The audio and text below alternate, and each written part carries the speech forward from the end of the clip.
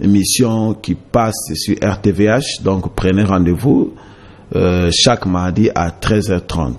Dieu nous a donné ce message pour vous, peuple de Dieu, un message qui bénit, un message qui transforme, un message qui guérit, qui délivre. En effet, la foi a été une grande bénédiction pour nous et sera encore une grande bénédiction pour nous. C'est pourquoi Dieu m'a dit, il dit, prêche la foi, prêche la foi, prêche la foi. Dans Habakkuk 2:4, la Bible dit, le juste vivra par sa foi. Dans Romains 1:17, la Bible dit encore, le juste vivra par sa foi. Galates 3:11, le juste vivra par la foi. Et dans Hébreux 10:38, le juste vivra par la foi. Donc ça montre comment est-ce que Dieu insiste dans sa parole que le juste vit par la foi. Le juste reçu par la foi. Le juste fait des exploits par la foi. Dans 1 Jean 5:4, l'apôtre Jean dit, car tout ce qui est né de Dieu triomphe du monde. Et la victoire qui triomphe du monde, c'est notre foi. Ce que l'on triompher du monde, tu dois avoir la foi. La foi, c'est la victoire.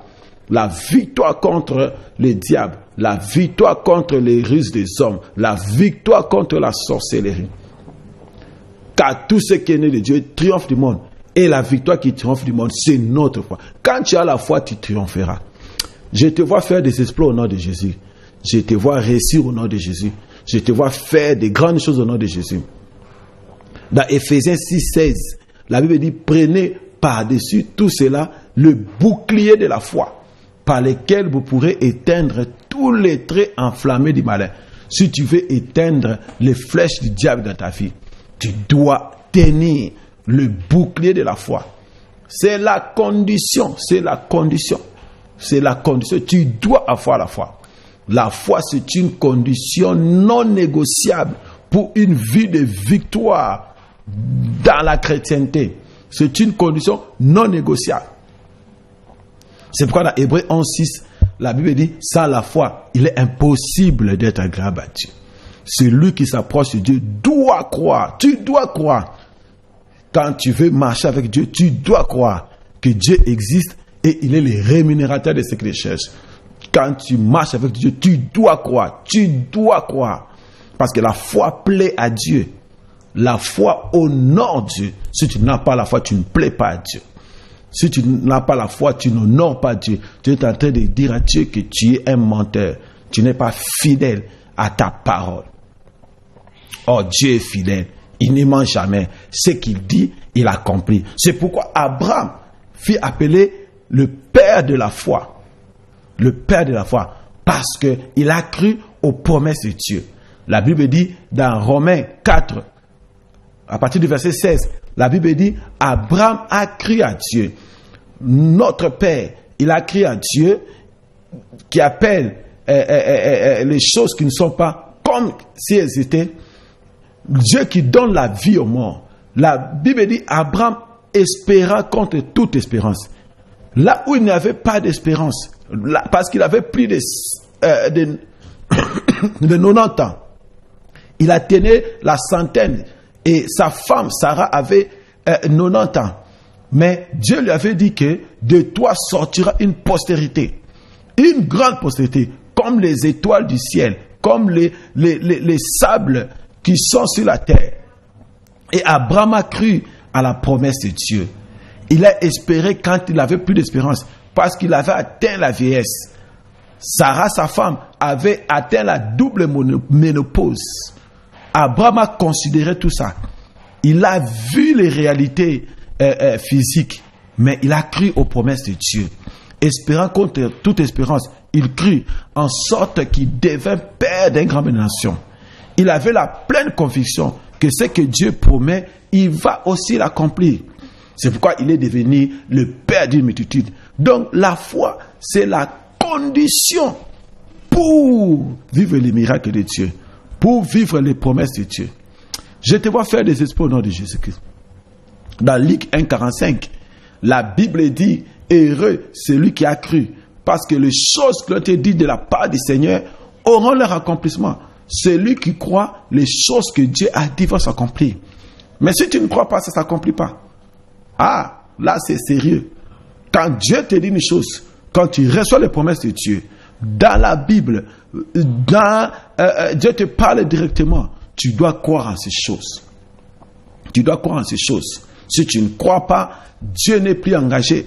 Les enfants d'Israël, Dieu les a délivrés de l'Égypte, de la main de Pharaon. Et ils étaient en route pour la terre promise. Dieu a dit, je vais vous conduire dans un pays où coule le lait et le miel. Mais à chaque fois qu'ils avaient des épreuves, ils murmuraient contre Dieu. Ils ne croyaient pas à la grandeur de Dieu. Un jour, ils sont arrivés dans un lieu qu'on appelle le désert des parents. Ils se sont dit, non, formons un groupe de gens qui vont aller d'abord explorer la terre promise. On les a appelés les 12 espions. Ils avaient pris une personne pour chaque tribu. Ils étaient 12 tribus d'Israël. Et quand ces gens-là sont partis, ils ont exploré la terre promise pendant 40 jours. C'était des espions. Ils sont revenus. La Bible dit, en revenant directement, ils se sont séparés. 10 d'un côté et 2 d'un côté. Et les 10 ont commencé à murmurer, ils ont murmuré. Moïse a dit, bon, appelez les enfants d'Israël, faites le rapport. Les 10 ont commencé à dire, nous avons exploré le pays. En tout cas, c'était un bon pays où coule le lait et le miel. Mais en tout cas, ces habitants qui sont là sont des géants. Nous étions à leurs yeux comme des sauterelles. En tout cas, nous n'allons pas parvenir à entrer en possession de la terre promise. Et les enfants d'Israël, ayant entendu cela, ils ont commencé à pleurer. Ils ont commencé à murmurer. Ils ont dit non, pourquoi Dieu a fait ça? Nous allons mourir. Ces gens-là vont nous terrasser. Rentrons en Égypte. Et heureusement, il y avait 2 de ses côtés qu'on appelle Caleb et l'un c'était Josué. La Bible dit ils ont même déchiré leurs habits. Ils ont fait taire les peuples. Ils ont dit non, allons entrer dans notre héritage. Si Dieu est avec nous, nous allons conquérir cet héritage. Et ces géants-là seront de la proie pour nous. Alléluia. Et ils croyaient aux promesses de Dieu. Et ils étaient convaincus que si Dieu est avec eux, ils vont entrer en possession de leur héritage. Alléluia. Et plus tard, ce sont les 2 qui sont entrés. Les 10 qui avaient dit que nous ne pourrons pas, que Dieu a menti. Dieu ne va pas arriver à nous faire entrer dans la terre promise. La Bible dit les 10 là sont morts. Et même le peuple qui a murmuré, qui a dit que non, pourquoi Dieu a fait ça? Rentrons en Égypte. Dieu a dit à Moïse, ces gens ici, ils ne verront pas la terre promise. Même leurs enfants, qu'ils ont dit qu'ils seront la proie des Philistins de moins de 20 ans, ces enfants-là vont entrer dans la terre promise. Donc la foi, c'est la condition pour entrer dans ton héritage. C'est la condition pour vivre ton miracle. C'est la condition pour entrer là où le diable a dit que tu n'entreras pas. Si tu as la foi, tu entreras. Je prie que ta foi soit plus forte au nom de Jésus. La Bible dit dans 2 Corinthiens 13, 5, c'est ce que nous allons partager un peu aujourd'hui, et puis j'aurai le temps de prier pour tout celui qui est malade, tout celui qui a un défi. Dans 2 Corinthiens 13, 5, la Bible dit, examinez-vous vous-même pour savoir si vous êtes dans la foi. Examinez-vous vous-même pour savoir si vous êtes dans la foi. Donc, tu peux t'examiner pour savoir que tu es dans la foi ou tu n'es plus dans la foi. Et parmi les moyens par lesquels nous examinons, je vais prendre deux traits de celui qui est dans la foi. Premièrement, celui qui est dans la foi est calme, est serein, est confiant. Dans Hébreux 4.3, la Bible dit, pour nous qui avons cru, nous entrons dans les repos. Pour nous qui avons cru, nous entrons dans les repos. Toi qui as cru, tu dois être calme. Tu dois être dans les repos. Quand tu perds ton calme, quand tu deviens agité, quand ton cœur est troublé, tu n'es plus dans la foi. L'apôtre Paul dit, examinez-vous même dans la foi. La foi donne le repos, produit la paix. Alléluia. La Bible dit, les enfants, les apôtres étaient avec Jésus dans la barque. Jésus les avait dit de passer de l'autre côté, passons à l'autre bord.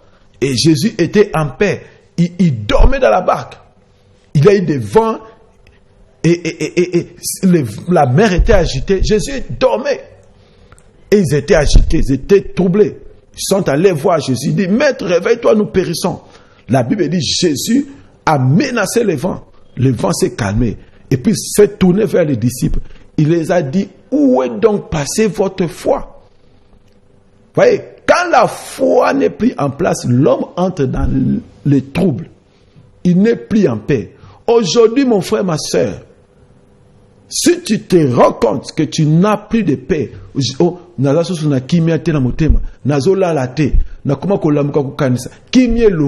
ça veut dire que tu n'es plus dans la foi. Je prie que ta foi puisse remonter au nom de Jésus. La vraie foi produit la paix du cœur, produit la sérénité. Pourquoi c'est important d'avoir la paix? Parce que la Bible dit, c'est dans la paix et dans la tranquillité que sera votre salut. Isaïe 30:15. Nzambe asale la kamutu, ceux qui ont na kimia, ceux qui ont en paix. Alléluia. C'est pourquoi dans Exode 14:14, dans la version française, Louis II dit, gardez silence, l'Éternel combattra pour vous. Le terme silence là n'est pas bien à sa place. Dans d'autres versions, il dit, gardez votre paix. Battez la kimia. Et pour que Dieu entre dans ton combat, toi tu dois être en paix. C'est pourquoi ce jour-là, quand il n'y avait plus de pain dans le désert, les disciples ont dit à Jésus, ils n'ont plus de pain, il faut les renvoyer. Jésus a dit, mais donnez-leur vous-même à manger. Il dit, oh non, on n'a pas de pain, même si on achète le pain de 200 deniers, ça ne va pas suffire. 5000 personnes, sans compter les femmes et les enfants. Et puis André a dit à Jésus, il y a un enfant ici qui a 5 pains et 2 poissons. J'ai dit, bon, ça va. Écoutez ce que Jésus a dit à ses apôtres. Il a dit, faites-les asseoir. C'est-à-dire qu'avant que moi, Jésus n'agisse, il faut qu'il y ait de la paix. Qui s'asseye calmement, qui me laisse agir. Alléluia. La foi produit la paix et la paix produit le miracle. Il a dit, gardez silence, gardez votre paix et voyez la délivrance que l'Éternel va vous donner. J'ai pris que Dieu te donne cette paix au nom de Jésus. La même chose, Anna, elle priait ce jour-là au temple parce que Pénina s'est moquée d'elle. Chaque fois que Pénina s'est moquée d'elle, elle perdait sa paix, elle pleurait. Mais ce jour-là, elle est partie au temple prier, elle a prié, elle était vraiment en train de déverser son cœur au devant de Dieu. Le sacrificateur, il a dit, toi femme, arrête un peu avec ton ivrognerie là. Tu es en train de prier, tu ne parles plus, ta bouche seulement. Il dit, non, je ne suis pas ivre. Je suis en train de répandre mon cœur au devant de Dieu. Parce que je n'ai pas d'enfant. Le sacrificateur, il dit que l'Éternel t'exauce, que te donne un enfant. La Bible dit, quand Anne est rentrée ce jour-là, à partir de là, son visage a changé. Elle avait maintenant une paix intérieure. À chaque fois que Pénina s'est moquée d'elle, Anna ne se plaignait plus. Elle avait la paix. Dieu a dit, ok, maintenant comme tu as la paix du cœur, tu es rassuré que je suis en train de travailler pour toi, reçois maintenant ton miracle. Donc la foi produit la paix. Ça produit la tranquillité. Si tu manques la paix du cœur, c'est que ta foi est en train de baisser. Mais je prie que ta foi remonte au nom de Jésus-Christ. Et regarde, il avait une femme qui s'appelait Ruth. Et elle avait sa belle-mère qui s'appelait Naomi. Vous connaissez bien l'histoire de Ruth, comment est-ce qu'elle a perdu son mari. Naomi a perdu son mari. Naomi est rentrée chez elle à Bethléem. Ruth l'a suivi. Et comment est-ce qu'ils ont commencé à vivre là-bas. Puis Ruth a dit à Naomi, bon, on ne va pas rester comme ça, sans rien faire. Moi, je vais aller dans un champ, commencer à essayer d'aider, à glaner là-bas. Elle est tombée dans les champs de Boaz. Naomi a dit à Ruth, que Dieu soit loué parce qu'il t'a conduit dans les champs de l'un de nos cousins.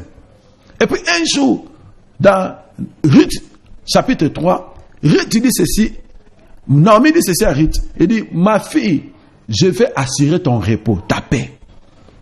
Écoute, tu iras vers Boaz et tu chercheras à ce que Boaz puisse étendre sa couverture sur toi, te racheter.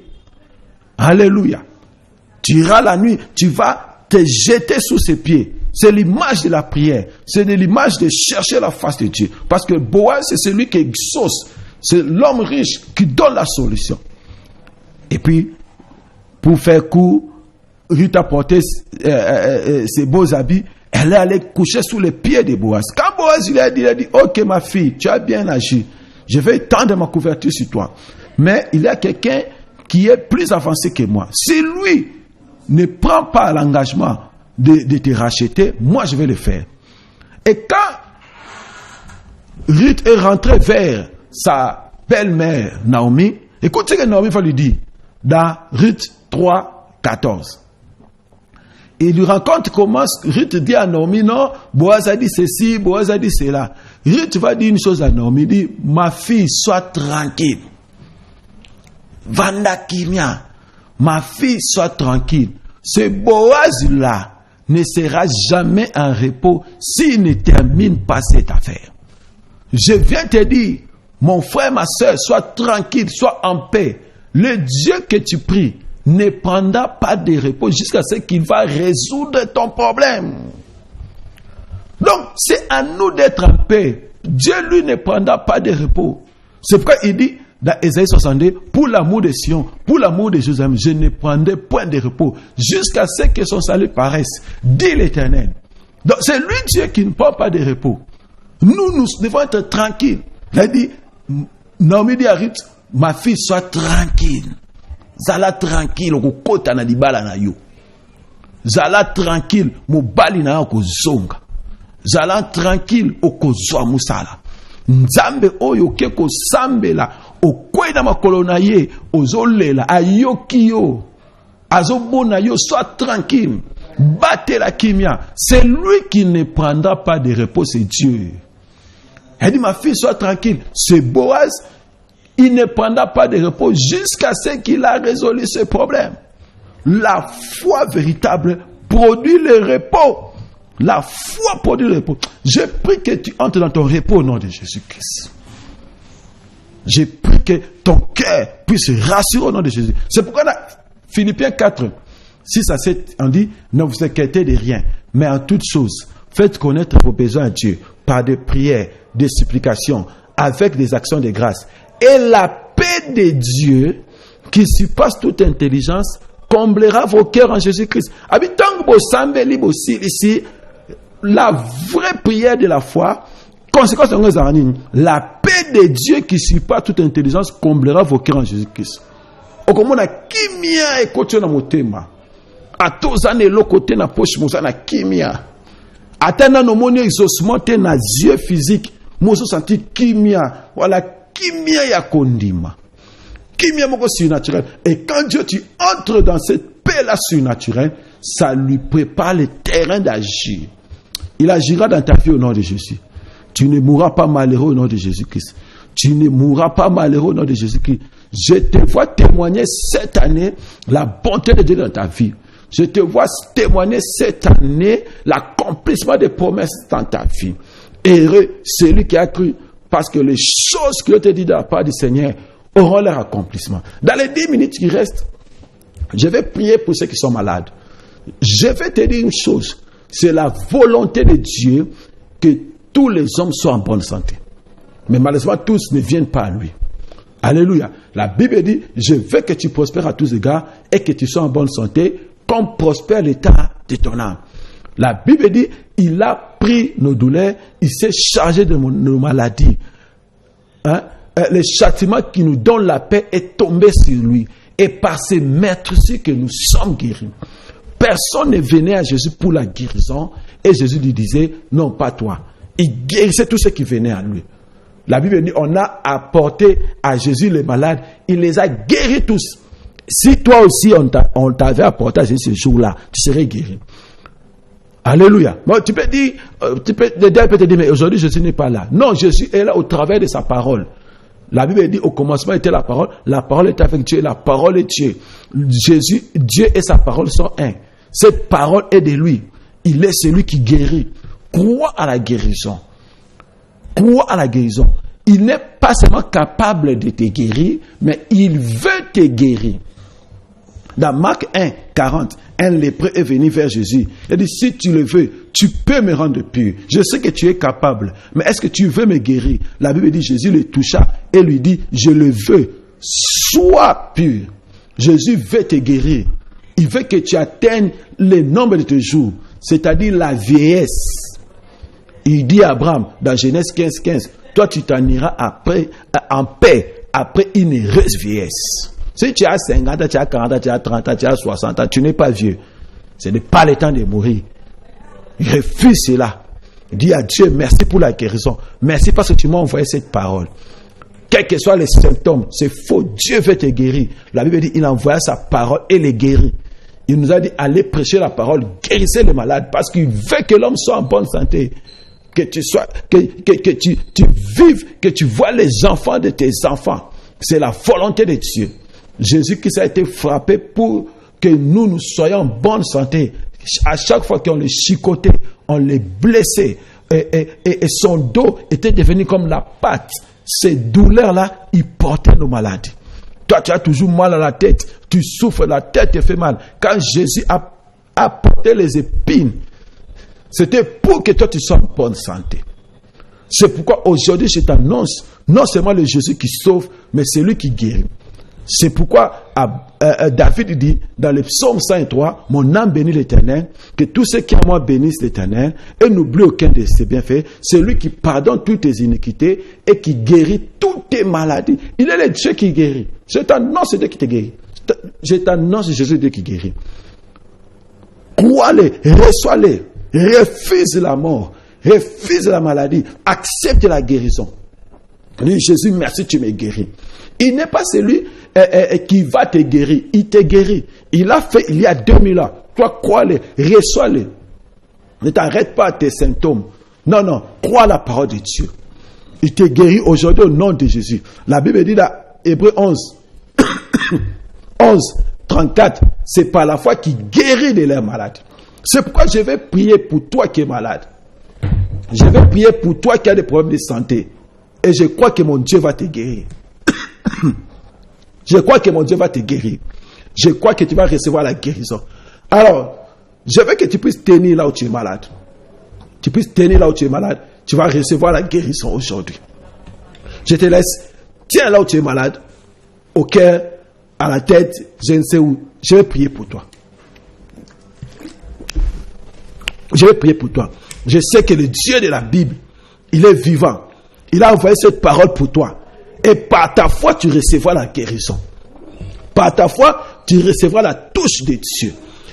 Ferme les yeux là où tu es. Je vais prier pour toi. Seigneur, tu envoies la parole et les guéris. Tu es le même hier, aujourd'hui et éternellement. La Bible me dit, prêchez la parole, guérissez les malades, purifiez les lépreux. Vous avez reçu gratuitement, donnez gratuitement. Je prie aujourd'hui que mon frère qui est là, qui me suit, puisse recevoir la guérison au nom de Jésus. Toi maladie, toi cancer, toi tension, toi stérilité, quitte au nom de Jésus-Christ. Quitte au nom de Jésus-Christ. Sois totalement guéri. Sois totalement restauré. Sois totalement délivré de cette maladie. Au nom de Jésus. J'ai ainsi prié. Amen. Donc, vous pouvez nous contacter au 081 053 13 04. 081 053 13 04 ou sur Facebook, Pasteur Ali Tamboué Charles. Nous aurons à parler avec vous, nous aurons à prier avec vous, et je sais que le Dieu de la Bible fera encore des miracles. Toi qui n'as pas encore donné ta vie à Jésus-Christ, je vais prier avec toi. Jésus revient bientôt. L'enfer existe. Le ciel est réel. Ne mène pas ta vie comme s'il n'y a point de Dieu. Si tu sais que tu n'as pas encore régularisé ta vie avec Dieu, tu sais que tu es un pécheur, tu sais que si Jésus revient aujourd'hui, tu n'entreras pas au ciel. C'est le moment qui t'est donné pour donner ta vie à Jésus.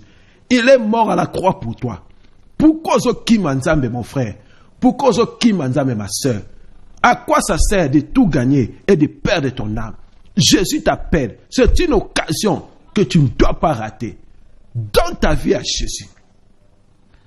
Comment na yo et comment na livre moi. Alors si tu veux donner ta vie à Jésus, toi aussi je vais prier pour toi, je vais prier avec toi. Prie avec moi cette prière. Seigneur Jésus, je viens à toi. Je prends la décision de te suivre. Je prends la décision de marcher avec toi. Je me sépare du monde. Je te reçois dans mon cœur comme mon Seigneur et mon Sauveur. Entre dans ma vie, Seigneur Jésus-Christ. Sauve-moi. Lave-moi par ton sang précieux. Je décide de te suivre à jamais. Je décide de me séparer du mal et d'être ton enfant. Merci Jésus pour le salut. Merci Jésus parce que mon nom aujourd'hui est inscrit dans le livre de la vie. Comment nanga lelo et comment mi na livre à moi. Merci.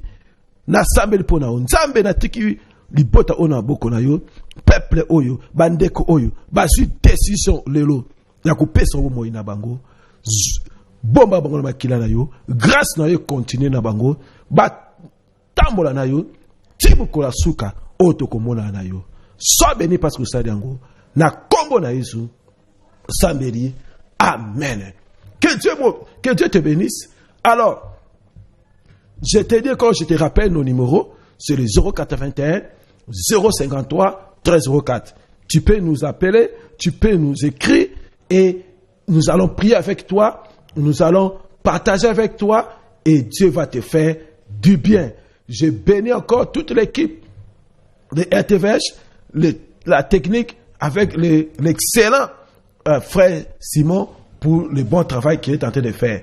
Nous allons nous revoir encore la semaine prochaine, mardi, 13h30, même chaîne, même heure. Que Dieu vous bénisse, que Dieu vous fortifie, que votre foi soit encore plus forte. Ne décourage pas, ne perds pas ta confiance. Le Dieu qui a fait la promesse est fidèle. C'est lui qui l'accomplira à son temps. Et demain, tu témoigneras la bonté de ta vie. Que mon Dieu vous bénisse.